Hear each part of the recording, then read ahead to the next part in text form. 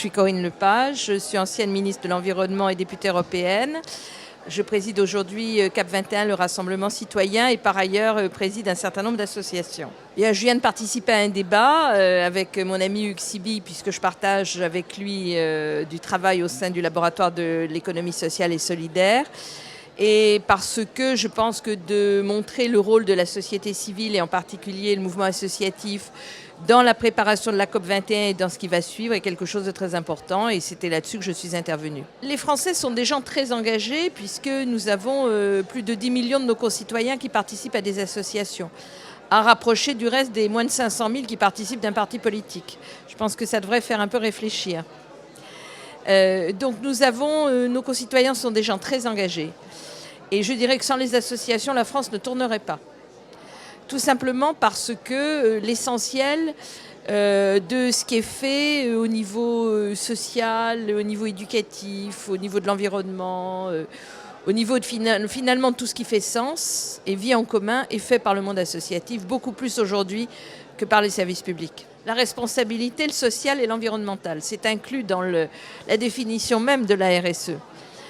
C'est en fait se poser la question du sens de ce que l'on fait et des conséquences que cela peut avoir dans deux domaines qui sont le domaine social et le domaine environnemental. Alors c'est vrai, bien entendu, pour les entreprises, ça le devient aussi pour les associations, mais je dirais de manière un peu différente, dans la mesure où l'objectif d'une association n'est pas lucratif, contrairement à une entreprise, et où les moyens des associations sont souvent extrêmement modestes. Alors, ça ne veut pas dire évidemment que la responsabilité sociale et en particulier le comportement vis-à-vis des salariés n'est pas quelque chose de fondamental dans une association, mais cela veut dire simplement que l'objectif général n'est pas celui d'une entreprise et qu'il ne faut quand même pas l'oublier. Nous sommes un pays qui a tendance à tout normaliser et tout normer. Et ce faisant, on perd de vue les objectifs.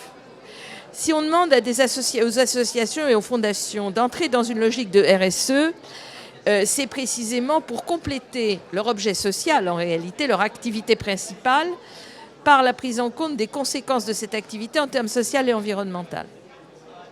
Pour certaines entreprises, je dirais que pour certaines associations, c'est leur objet social lui-même, qui est soit social, soit environnemental, mais généralement pas les deux en même temps.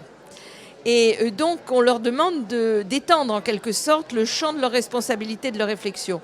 Ce n'est possible qu'à la condition qu'il y ait une grande souplesse dans les moyens d'atteindre ces objectifs. Sinon, on n'y arrivera pas. Nous espérons tous des résultats extrêmement importants et concrets.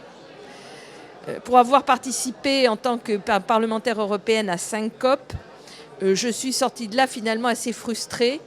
Tout simplement parce que chaque COP ne permettait que de faire la préparation de la COP suivante. Il est absolument plus qu'urgent d'entrer dans du concret. Et si cette COP n'aboutit pas, que ce soit sur le plan financier et pas où, sur le plan des engagements contraignants à des avancées réelles, alors il faudra vraiment se poser la question de l'utilité du système. Mais à côté de cela, je crois qu'il est très important de souligner le rôle et l'importance de la société civile, que ce soit les entreprises ou les organisations non gouvernementales.